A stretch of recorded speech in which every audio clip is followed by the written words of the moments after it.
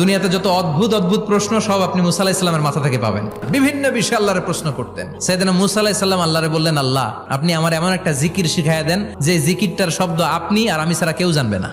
দিনে রাতে সব সময় এই জিকির আমি করব, আপনারে ডাকবো, কিন্তু শর্ত হলো এই জিকিরটা জানবে শুধু আপনি আর জানবে শুধু আমি। আল্লাহ বললেন, মুসা পড়ো লা ইলাহা ইল্লাল্লাহ।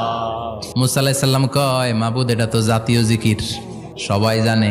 আমি তো চাইছি এক্সেলেন্ট একটা জিকির, কারো কাছে নাই, শুধু আমি জানবো আর আমি পড়বো। আল্লাহ বললেন, মুসা এই লা ইলাহাকে যদি এক পাল্লায় রেখে দাও, তাম বিশ্ব, 7 আকাশ 7 জমিনটারে তুলে যদি তুমি আরেক পাল্লায় রেখে দাও, লা রাজাহাত কাফাতু লা ইলাহা ইল্লাল্লাহ, মুহূর্তের মধ্যে লা ইলাহার পাল্লা ভারী হয়ে যাবে। ও মুসা, তুমি যতই এক্সক্লুসিভ জিকির চাও, লা ইলাহার চেয়ে দামি জিকির আমার কাছে নাই।